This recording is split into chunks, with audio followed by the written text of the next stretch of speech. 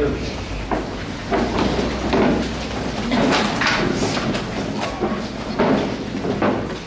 Nosso Deus e Pai Celestial, nós te glorificamos, Senhor, por esta manhã, que aqui tivemos forças dadas pelo Senhor, para virmos em busca da verdade, da direção para os nossos passos, para os nossos pensamentos, para os nossos sentimentos.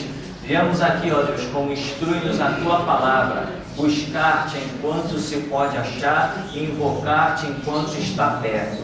Viemos aqui nesta manhã, Senhor, trazidos pelo Senhor, para, ó Deus, aproveitarmos a lição deste dia, que todos nós aqui estejamos, ó Deus, capacitados para receber o que o Senhor tem a nos falar, nos ensinar, nos declarar, porque deste dia, ó Deus, o nosso amanhã se mostrará mais sábio, ó Deus, e certamente colheremos frutos que glorifiquem o Teu santo nome e que nos façam, ó Deus, triunfar sobre todas as coisas e todas as adversidades. Por isso, nesta manhã, ó Pai, nos capacita a compreender, ó Deus, dá um toque do nosso espírito para termos a humildade de nos converter. E assim, Senhor, o Teu nome seja sobretudo glorificado. Nós te pedimos de graça sobre graça, em nome de Jesus. Amém.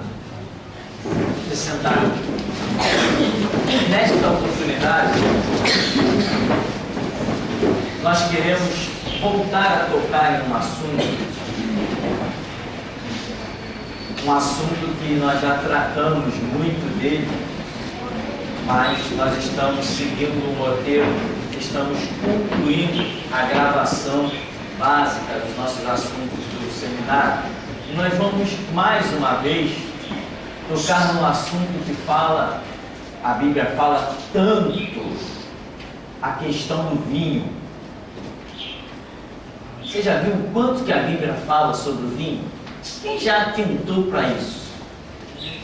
Do antigo, olha, a palavra vinho ela aparece tanto em simbologias como em coisas normais.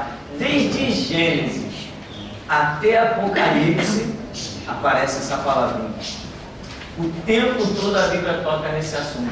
E o nosso assunto aqui não é o vinho simplesmente como simbologia, é muito mais o vinho como uma bebida. Uma bebida alcoólica. Que hoje aí na sociedade está se fazendo uma grande campanha, né? Se dirigir, não beba. Camarada que é pego alcoolizado, perde a carteira de motorista, tá, uma série de coisas, porque chegou-se à conclusão que a grande maioria dos acidentes estão sendo causados por pessoas alcoolizadas, que entram ali no seu veículo e acabam uma série de problemas. Na internet, se você procurar acidentes causados por bebidas alcoólicas, você vai ficar um pouco impressionado e tem que ter até um ânimo forte para se deparar com certas narrativas e certas cenas. Então, nós queremos tocar nesse assunto de uma vez por todas. O que a Bíblia diz, o que nós queremos descobrir na Escritura são os mandamentos do Senhor. Mandamento é aquilo que nos dá a direção. Mandamento, a Bíblia diz, aquele que guardar os meus mandamentos terá vida por eles. Mandamento é o que nos dá vida, né? Jesus falou, se alguém não guarda a minha palavra, eu não julgo. As minhas palavras o julgarão no dia do juízo. Então, o que são as palavras do Senhor? Mandamentos. Deus só poderá cobrar da humanidade aquilo que Ele deu como um mandamento. Se vós estiverdes em mim e as minhas palavras estiverem em vós, pedireis tudo o que quiserdes. É uma promessa muito pesada. E vos será feito. Hoje tem muitas pessoas que estão vivendo algumas migalhas e reconhecem que diante de toda aquela glória proposta do Evangelho, eles não estão vivendo aquilo. Mas não existe culpa no mandamento. Não existe culpa no Deus do mandamento. Se existe alguma culpa, a Bíblia diz de que se queixa o homem, queixe-se de si mesmo, de seus próprios pecados. Então, se eu não triunfo, se eu não venço, existe um culpado. Não é nem o diabo, sou eu. Porque eu com Deus, cadê o diabo no meu caminho? Nada me para, nada me detém. Eu vou sempre caminhar, crescer, porque Deus está na minha vida. Então, se eu cair, ora, quem caiu fui eu. Não tenho nunca nenhum motivo para culpar ninguém. Mas Adão caiu porque deu ouvidos à sua mulher. Mentira, não é verdade. Ele caiu porque ele foi orelhudo de dar ouvidos à sua mulher. Ele era obrigado a dar ouvidos a ela? Não. Então, a queda de Adão foi culpa de quem?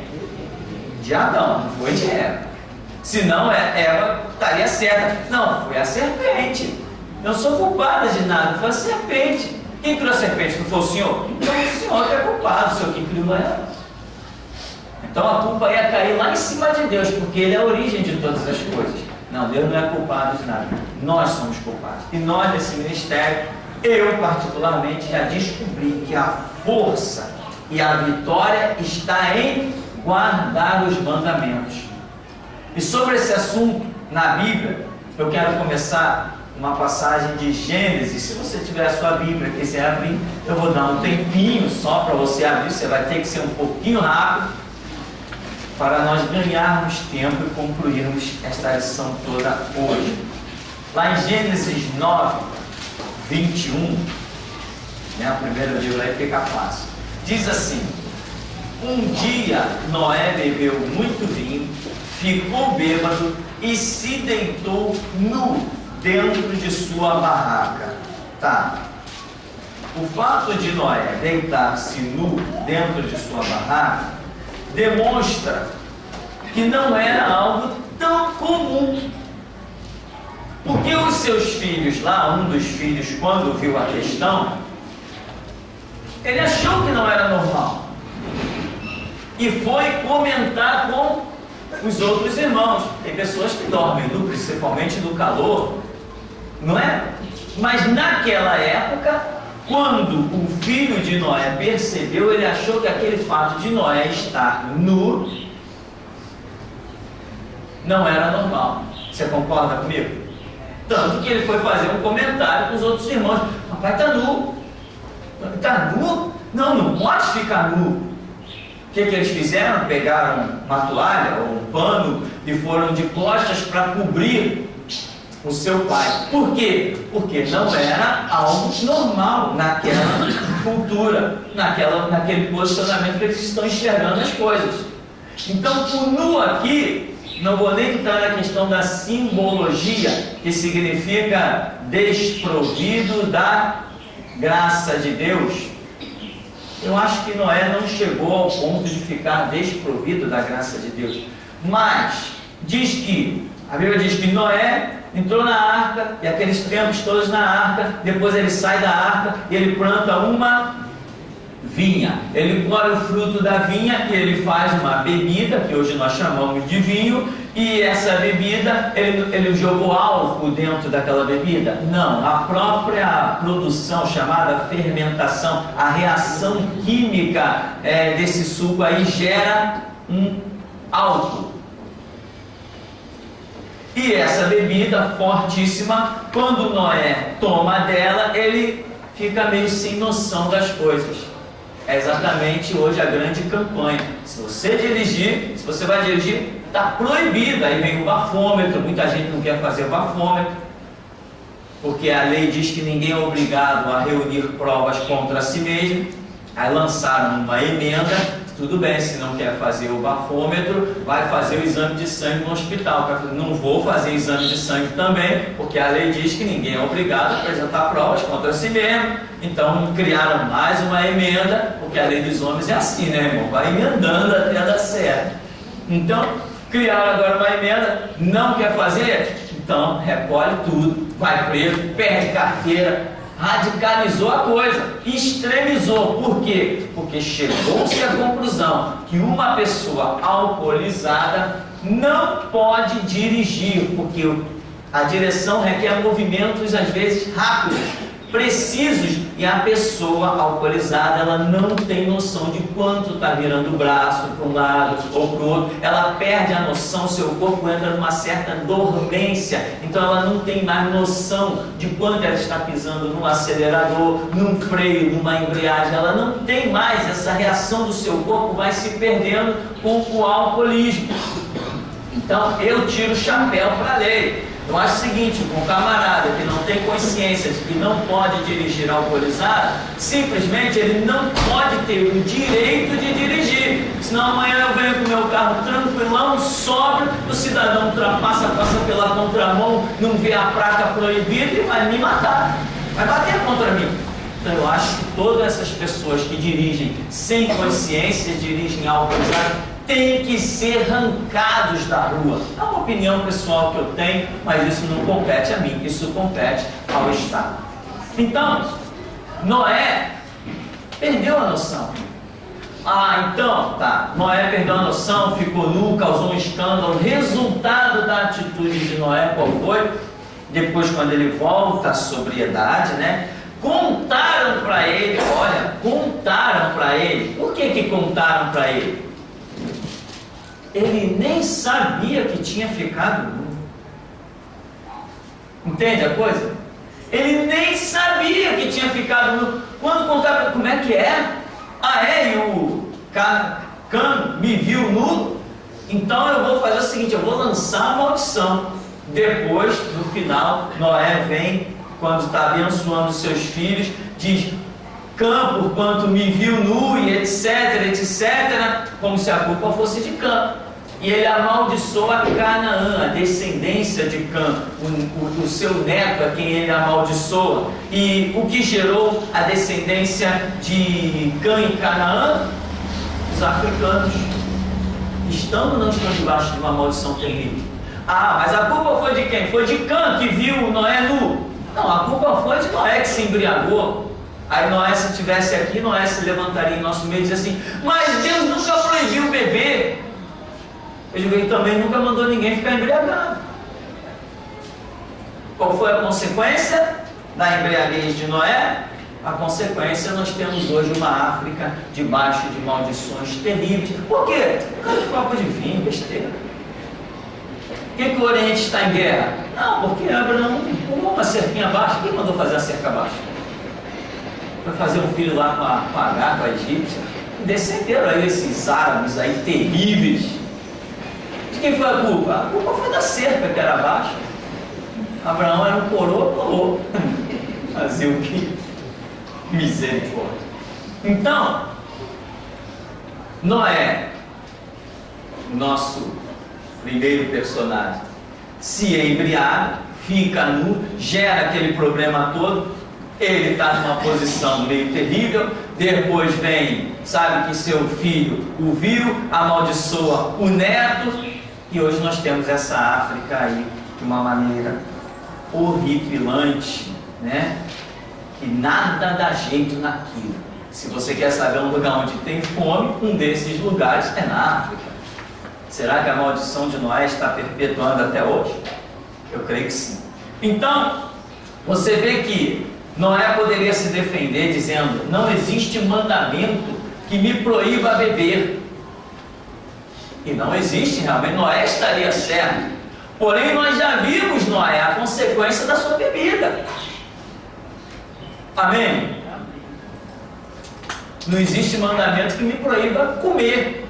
Mas às vezes, quando pinta aí um estrogonofe de frango, quando pinta aí um bobó de camarão, eu acabo extrapolando. Depois eu tenho que ir para o sal de fruta.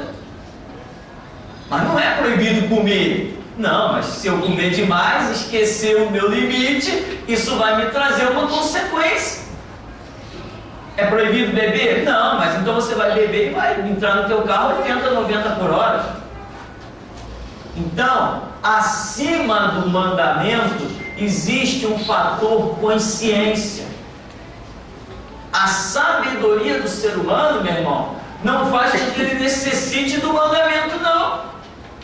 Pois o próprio Senhor Jesus diz assim: quando vocês fizerem tudo o que vos foi mandado, ou seja, está falando de mandamento. Quando vocês fizerem tudo o que vos foi mandado, considerai os servos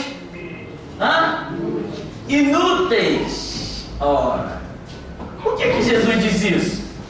Se vocês fizerem tudo o que eu mandar, olha, se considere servo inútil.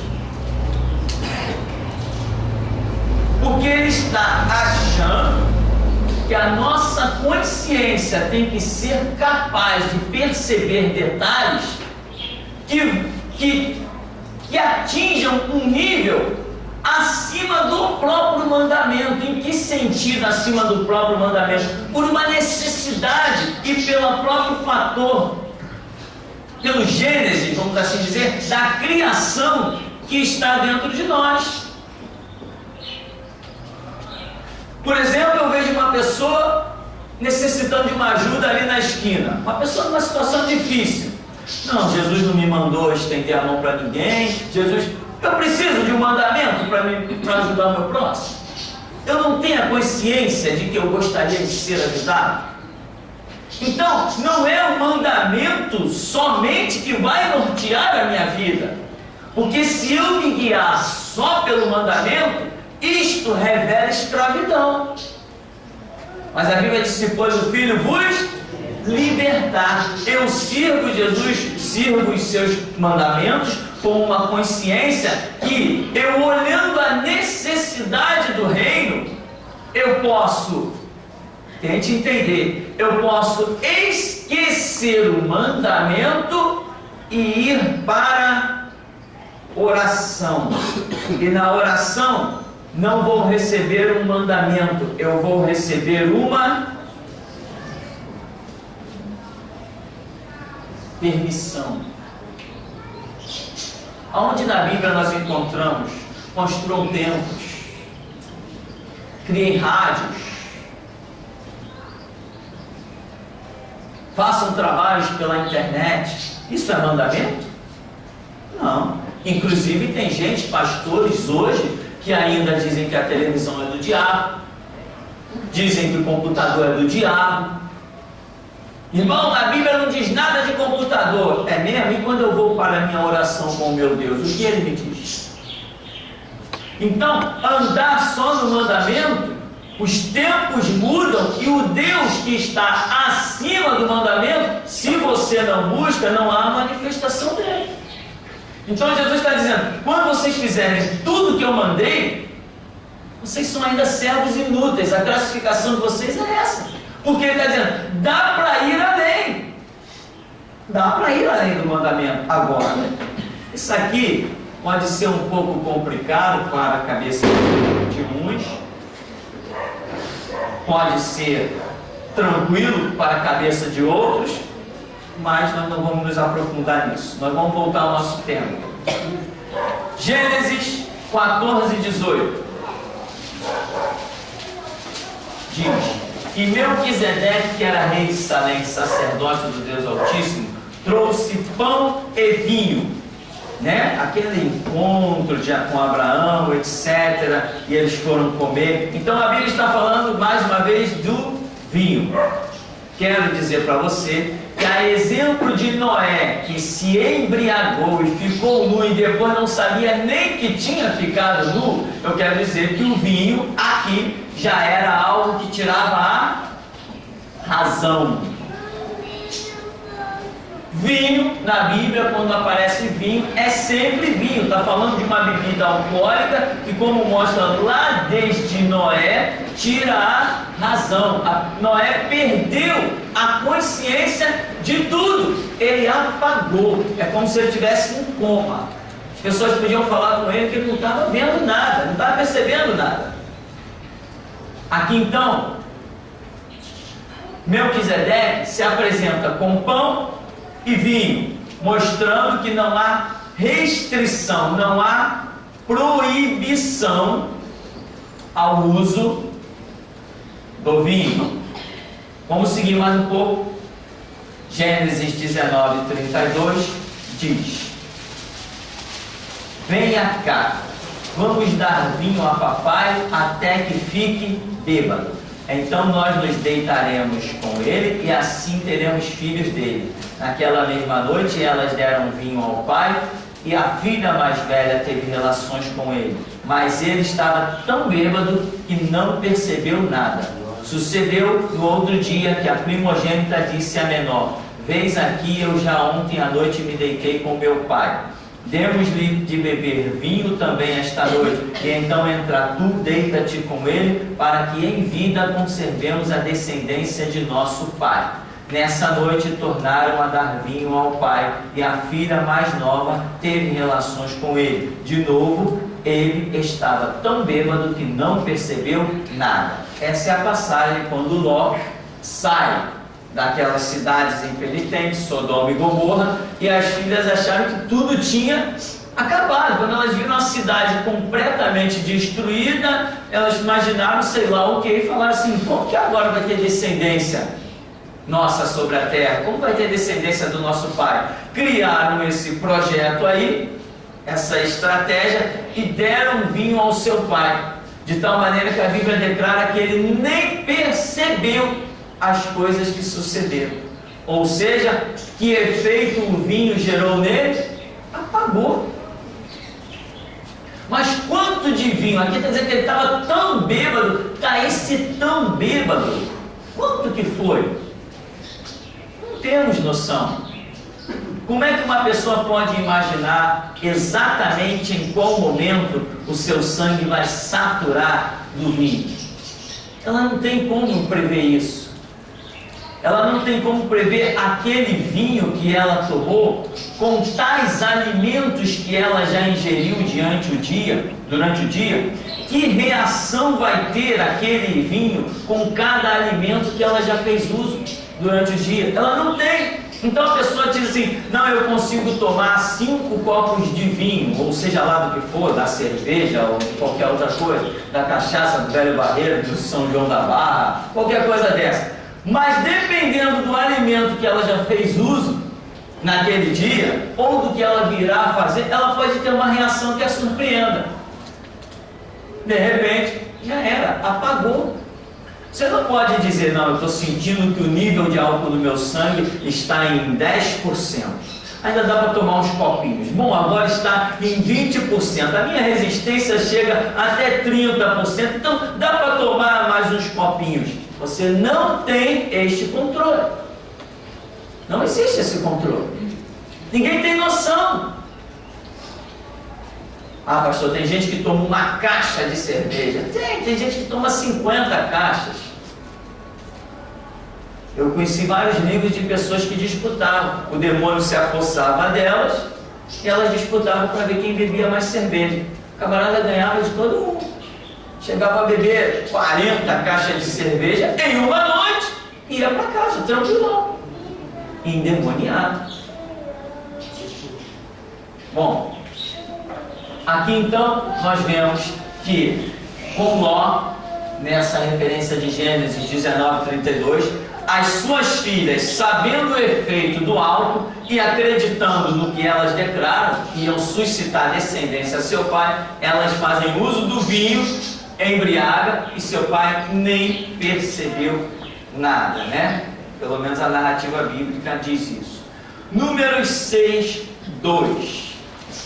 Números 6, 2 diz assim: fala aos filhos de Israel e diz-lhes: quando um homem ou mulher se tiver separado, fazendo voto de Nazireu, para se separar ao Senhor, de vinho e de bebida forte se apartará. Vinagre de vinho, nem vinagre de bebida forte não beberá, nem beberá alguma beberagem de uvas, nem uvas frescas nem secas comerá. Todos os dias do seu nazireado não comerá de coisa alguma que se faz da vinha, desde os caroços até as cascas. Todos os dias do voto do seu nazireado sobre a sua cabeça não passará navalha até que se cumpram os dias que se separou ao Senhor. Santo será, deixando crescer livremente o cabelo da sua cabeça. Nós vemos aqui chamado voto do nazireado, quando a pessoa separava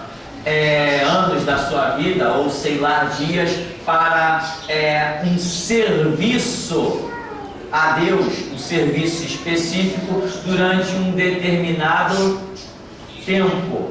Então, Deus está dizendo: se vai se consagrar ao meu serviço, não pode tomar vinho, nem coisas que produzam o vinho, porque o serviço a Deus requer sobriedade total. Então, essa narrativa está demonstrando que a pessoa deveria ter uma consciência muito grande no serviço dela a Deus.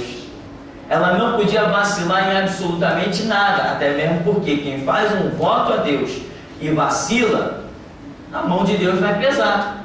O próprio Deus vai acabar com o cidadão. Não pode vacilar. Então, eu vou servir ao Senhor, então você tem que ser sóbrio. Quanto tempo você serviu ao Senhor nessa função ou naquilo, conforme eram lá as questões de Israel? 5 anos. Então, durante 5 anos, não vai nem comer uva. Olha o extremo de Deus.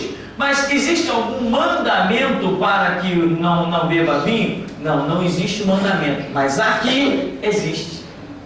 Na situação específica aqui está existindo um mandamento. Todos os dias do voto do seu nazireado, ele não poderia, além de não poder raspar o cabelo, né, faz parte, como Sansão, por exemplo, e tantos outros em Israel, também não podia comer do fruto da vide, nem do produto chamado vinho, que é feito com as uvas. Então, proibição, mandamento, não. Aqui nós vemos uma situação específica. No geral, existe alguma coisa proibindo o vinho no geral? Não, no geral, não. Porém, nós vemos diversas advertências. Quer ver mais para frente?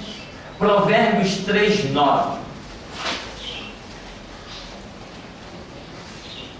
Provérbios 3:9, 10. Honra o Senhor com os teus bens e com a primeira parte de todos os teus ganhos, e se encherão os teus celeiros e transbordarão de vinho os teus lagares. Quer dizer, o vinho, a produção da vinha, o vinho era produzido em terra fértil, o vinho dava recursos financeiros, o vinho era muito apreciado em Israel, era sinal de prosperidade, era sinal de alegria, era sinal de um monte de coisa. Então Deus está mostrando que o vinho aqui, ele entra até como benção. O vinho entra como bênção, está dizendo aqui: transbordarão de vinho os teus lagares se você honrar a Deus com todas as primícias da tua renda, da tua casa. O vinho faz parte da tua bênção, está dizendo para o povo de Israel. Porém, Noé tinha uma vinha e deu no que deu. Como que nós temos que trabalhar? Como eu sempre digo, né? Tem pessoas que chegam aqui e dizem: pastor, bebida é pecado. Eu digo assim: qual Bíblia? Na minha não é. Eu conheço um bocado delas. Não, pastor, mas se disser que não pode beber, os jovens vão abusar de quê? Que eu tenho com isso, é problema deles. Os prostíbulos estão por aí, os motéis estão por aí. O que eu tenho com isso? É sadio? Cada um escolhe o seu caminho, eu escolhi o meu. Eu não posso chegar aqui e mentir dizendo: aqui não pode beber, beber é pecado. Eu não sou mentiroso. Eu tenho que falar a verdade. A verdade é que beber não é pecado, mas todos aqueles que erraram, se ferraram. Amém? Uma vez eu estava num casamento e surgiu esse papo, né? Porque estavam servindo lá umas bebidas de fruta, não sei como é. Coquetel? Gostoso, né? Só pra você ver meu cabelo. Então, aí surgiu um papo lá no casamento. Aí falaram assim: Tupirani, isso tem anos, isso aí tem álcool. Eu falei: tá, e daí? Não, mas você não é crente? Eu falei, sou. Não, eu não quero não. Eu falei, então me dá o teu para cá. Tomei uns 3 negócios daquele lá. O teu do diabo daquilo é mínimo, né? E outra coisa, eu nem carteira de motorista eu não tinha, estava nem aí, não tinha nada dessas coisas. Aí, resultado, não, mas não pode. Eu falei assim, por que não pode? Me prova que não pode. Aí as pessoas começaram a usar vários argumentos, mas nada bíblico. Começaram a falar de situações, contar experiências. Isso que eu falei, todas essas experiências são muito válidas, mas eu quero saber do mandamento. Se esses 3 coquetéis aqui forem capazes de me nocautear, aí eu vou me dar mal. Mas se não for, não vai me causar problema. Então, argumentos extrabíblicos existem. Uma das perguntas que me foi feita, falar assim, se um dia você for um pastor, que conselho você daria para um jovem da sua igreja? Coincidência, ele profetizou. Eu disse assim, olha, simplesmente eu diria para ele, se você levou a sua vida inteira sem conhecer o primeiro copo, morra sem conhecê-lo. Esse é o meu conselho. Porque, dizia ele, eu sei que tem gente que toma o primeiro copo e perde o controle. Vai para o segundo, terceiro, toma um dia, daqui a pouco começa assim, né, irmão? Ó, é sábado. Vamos tomar uma serva ali na esquina? Né? Ouvi muito isso. Vamos tomar uma serva ali, sábado, tá um sol aí e tal, vamos lá. Tá bom, sábado. Todo sábado. Depois do sábado veio para sexta. Pô, sexta-feira, tá acabando a semana, né? Semana de trabalho, pô, merece uma serva, né? Acabou foi por domingo. Aí já era sexta, sábado, domingo. Daqui a pouco era de segunda a segunda. Eu tive casos assim na minha família. Pessoas que pessoas que começaram a beber com 19 anos de idade, por causa de amizade. Começou na serva do sábado e acabou na cachaça. Como é que chama aquele negócio que bota no limão? Cachaça mesmo, bota um limão na borda. Quem já foi cachaceiro aí? Caipirinha, isso! Tomou, né, irmão? Bastante? Então, começou numa serva, um camarada criado sem uma gota de álcool dentro do lar, de repente já tinha parado na caipirinha. 8 horas da manhã, já estava dentro do bar tomando uma caipirinha. Eu sei disso. Então, meu conselho é, irmão, tu não conhece o sabor do primeiro copo do álcool? Continue. Ele te fez falta até agora? Não. Então, não acredite, não vai fazer falta. Porém, pastor, é proibido beber? Aí fale quem quiser. Eu tenho um compromisso perante o meu Deus e eu não posso dizer que beber é pecado. Eu posso dizer sim que a embriaguez vai te levar ao pecado. Isso eu posso dizer. Eu tenho que agir, né, meu irmão? Eu não posso agir contrário à minha consciência.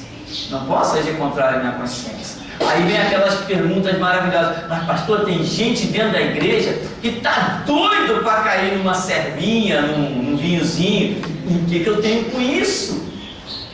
O que eu tenho com isso? Vai buscar libertação, vai clamar. Não, pastor, tem gente que já bebia de cair. Se tu falar que pode beber, o camarada vai voltar a beber a cair, tá? E o que eu tenho com isso? Por acaso eu sou responsável pela vida de alguém fora desse púlpito? O seu pessoal, cada um faça da sua vida o que bem quiser, o que bem entender. Eu tenho 3 filhos só. Amém, né? Verdade é verdade. Então, Provérbios 20, no verso 1 diz: o vinho é escarnecedor, a bebida forte alvoroçadora, e todos aqueles que neles errar nunca será sábio. Ora, todos aqueles que neles errar, cuidado, que isso aí pode te levar ao erro. Pastor, então não é proibido beber? Não é proibido beber. O que o senhor aconselha? Não beba. É esse o meu conselho. Entende? Ou será que você é tão fraco que o cheiro do vinho consegue te alvoroçar, consegue te dominar e te fazer errar?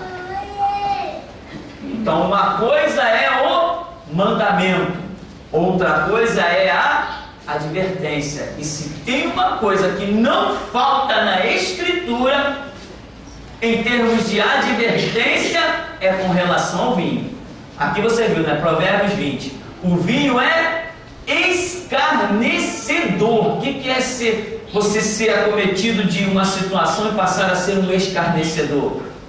Você zomba das coisas mais santas. Você despreza as coisas mais santas. Por quê? Por causa de um copo? Talvez por meio copo. Depende do organismo de cada um. Talvez por causa de 2 copos. Mas está dizendo, chega ao ponto de escarnecer. A Bíblia diz que os escarnecedores não herdarão o reino de Deus. Escarnecer significa zombar das coisas santas. A bebida forte é alvoraçadora. Já viu aquele cara quietinho, né? Cara quietinho, tranquilão da dele. Dá um copinho de cerveja para ele. Pronto, ele anima a festa toda. Ele vira o bom da corte, cara. Se solta. Eu conheci um barbeiro que ele dizia assim: olha, tá todo mundo aí combatendo a maconha, combatendo a cocaína, e o álcool corre solto. Ele dizia assim: a pior droga é o álcool. Ele dizia assim: as pessoas me chamam para fumar maconha, cheirar cocaína, eu nunca vou. Mas se eu tomar o primeiro copo de cerveja, aí o que vem pela frente já era. A porta que abria para ele as drogas era o álcool. E ele dizia assim: hoje, antes dessas leis que saíram, né, agora até nos supermercados está escrito lá, proibido vender bebida alcoólica para menores de 18 anos, parece, 18 ou 21, eu vi um cartaz desse lá. Mas antes dessa lei, se via jovens e adolescentes entrando nos bares e saindo com as suas garrafas. E ele comentava sempre isso, ele dizia: a pior droga é o álcool, é ela que abre a porta para outras drogas. Tem muito fundamento. Dificilmente você encontra uma pessoa que começou direto numa maconha, numa cocaína.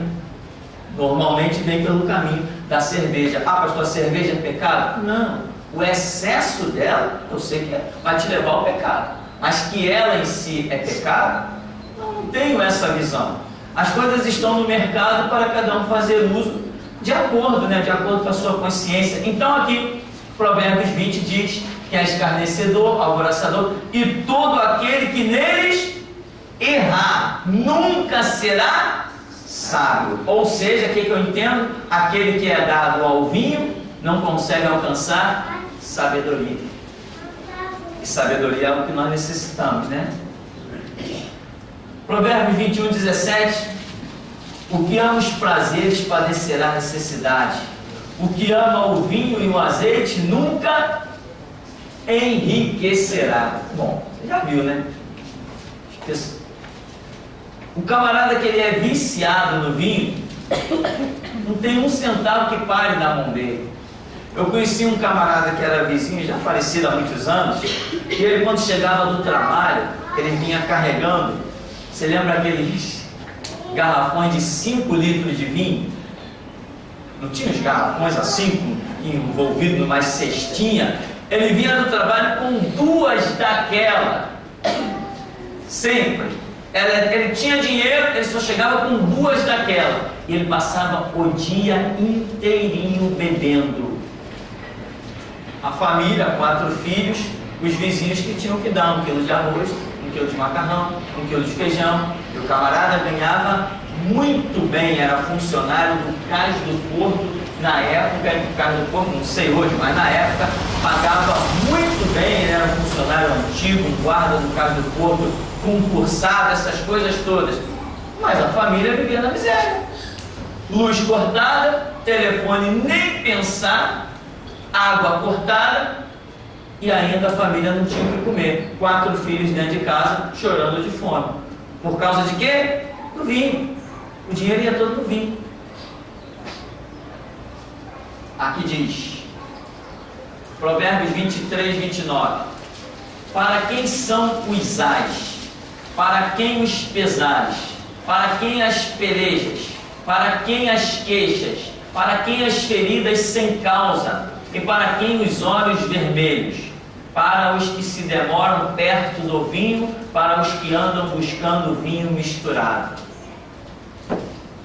Embora a Bíblia exalte o vinho, embora a Bíblia não mostre mandamento contra o vinho, a bebida alcoólica de um modo geral, ela contudo adverte amargamente. As advertências da Bíblia com relação à bebida alcoólica são tantas que por pouco eu não consideraria as advertências como o próprio mandamento de proibição. É o que muita gente confunde. Não, mas a Bíblia adverte, mas mandamento é outra história. Porém, com tantas advertências, eu acho bom nós tomarmos muito cuidado com isso, né? E está dizendo, Provérbios 23, 29 e 30. Para os que se demoram perto do vinho, para os que andam buscando vinho misturado. Mas assim, para esses são os ais, os pesares, as pelejas, as queixas, as feridas sem causa, os olhos vermelhos, são para esses. Soa quase como um mandamento, né? A Bíblia dizendo assim, ó, cuidado! Não, pode deixar, eu sou forte, eu tenho cuidado. Tomara que ninguém te veja numa esquina lá, né? Poxa, tomou tanto cuidado, né, irmão? Descobriu a primeira esquina. Então, tem que tomar cuidado realmente. Aqui diz ainda, Provérbios 23, 31. Não olhes para o vinho quando se mostra vermelho, quando resplandece no copo e se escoa suavemente. Parece uma poesia cabalística, né? Isso aqui, né? Caramba! No fim, picará como a cobra e como o basilisco morderá. Os teus olhos olharão para as mulheres estranhas. Olha onde o vinho vai te levar. Bom, tem gente que já quer mesmo esse caminho, né? Fazer o quê? E o teu coração falará perversidades. Caramba, por pouco eu não posso dizer assim, irmão, está proibido beber. Não é, irmão? Ó, vou instruir. Vou rogar praga, conjuro e maldição. Que a advertência é pesada, irmãos. E serás como o que se deita no meio do mar. Já pensou? Ou seja, vai cometer suicídio. E como que jaz no topo do mastro. Olha o perigo. No topo do mastro, se equilibra lá, se segura lá. A Bíblia está advertindo do grande perigo. E dirás, espancaram-me e não me doeu. Bateram-me e nem senti. Quando despertarei, aí então beberei outra vez. É isso aí. Pastor, é proibido beber? Não, aqui não tem esse mandamento, mas tem esta advertência. Sabe qual é o meu conselho? Você vier por uma estrada que vê um copo de vinho brilhando, que nem diz aqui, né? Te desvia, irmão, enquanto é tempo. Foge. Porque tem coisas que você não tem força para vencer. Paulo adverte dizendo assim, foge da prostituição. Ele vem com uma lista, ele diz assim, ó, se a parte disso, evita isso, se a parte daquilo, evita aquilo outro. Aí quando chega assim, quanto à prostituição, foge dela, corre, escapa. Ou seja, ele entendia que tem coisas que são mais fortes. Se você vê uma portinha, você vai querer ir em frente. Eu vou ler isso aqui de novo. Provérbios 23, 31. Não olhes para o vinho quando se mostra vermelho, quando resplandece no copo e se escoa suavemente. No fim, picará como a cobra e como o basilisco morderá. Os teus olhos olharão para as mulheres estranhas e o teu coração falará perversidade. E serás como o que se deita no meio do mar e como o que jaz no topo do mastro. E dirás, espancaram-me e não me doeu, bateram-me e nem senti, quando despertarei? Aí então beberei outra vez. Lucas 7, 33. Porque veio João o Batista, que não comia pão nem bebia vinho, e dizeis, tem demônio. Veio o filho do homem que come e bebe, e dizeis: eis aí um homem comilão e beberrão de vinho, amigo dos publicanos e pecadores. Muitos que querem defender, eu não estou aqui para defender nada, estou aqui para ver as advertências bíblicas, mas alguns que gostariam de defender, certamente, né? Por exemplo, eu já vi um rapaz que até foi pastor, hoje não é mais, é desviado, depois de ter um ministério glorioso, e ele defendia muito. Chegava tranquilamente no bar lá, meu cerveja. Uns ficavam escandalizados e tal. Meu chopp aí e tal. Para mim não faz a mínima diferença. Eu tenho a minha vida com Deus e eu não sigo exemplo de homens. Meu exemplo é Jesus, né? Ele me mostrou seriedade, sobriedade, verdade. Então, não me importa quem do meu lado ou à minha frente caia. A Bíblia diz, olhando para Cristo, autor e consumador da nossa fé. Então não importa quem à nossa volta cometa os delitos, isso não nos escandaliza, porque Cristo é o nosso referencial. Aqui então diz, Jesus está falando, veio João Batista que não comia pão nem bebia vinho, mas vocês disseram o quê? Tem demônio. Aí veio eu, o filho do homem, que come e bebe, e dizeis, eis aí um comilão e bebedor de vinho, amigo dos publicanos e pecadores. Então, Jesus bebeu vinho? Bebeu. Ninguém viu Jesus embriagado? Não, ninguém viu Jesus embriagado.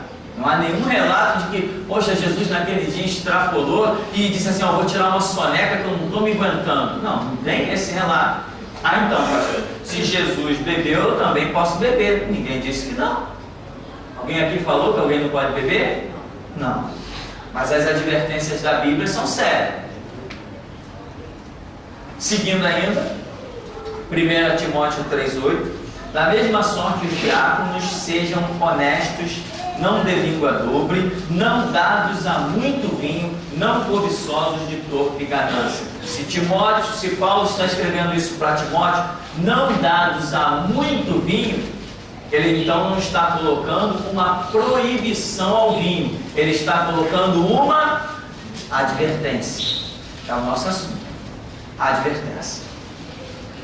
Aqui diz também 1 Timóteo 5,23: não bebas mais água só, mas usa de um pouco de vinho por causa do teu estômago e das tuas frequentes enfermidades. Paulo dá este conselho para Timóteo e ele acredita que a presença do vinho com a água lá misturada, não sei exatamente como, para Timóteo, lhe faria bem.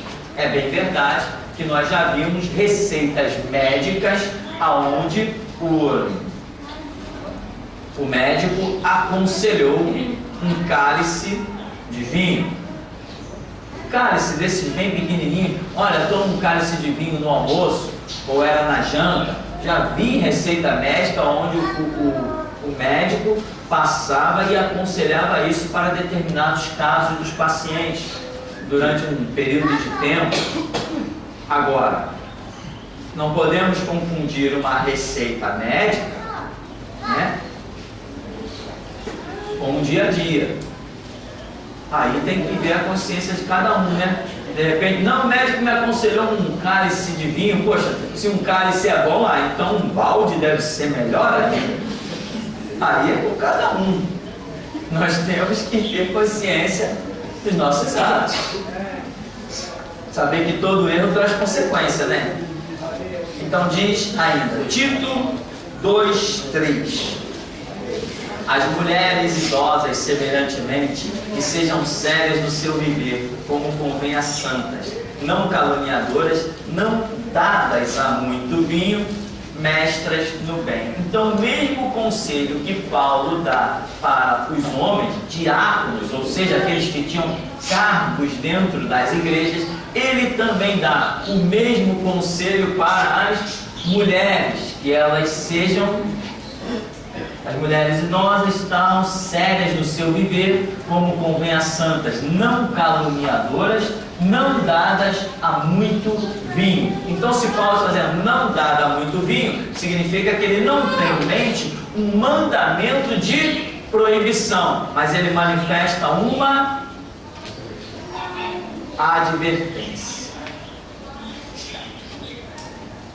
Então, fica aqui nosso último conselho com relação a esta polêmica situação. Tem muitos versos bíblicos, você deve achar assim um montão. Eu achei aqueles, eu coloquei aí nessa folhinha aqueles que eu considero mais interessantes para mostrar que, embora não exista um mandamento de proibição, embora não haja um mandamento de proibição, contudo existe uma séria advertência, né?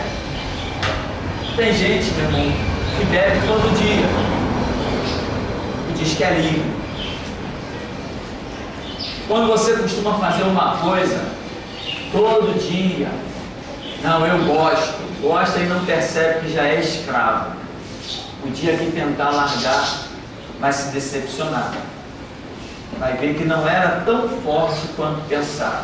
Outra coisa que você tem que sempre tomar muito cuidado com o que você come ou bebe.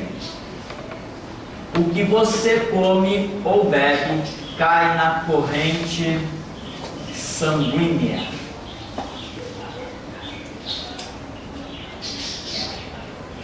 E quando as coisas caem na corrente sanguínea, elas criam uma dependência.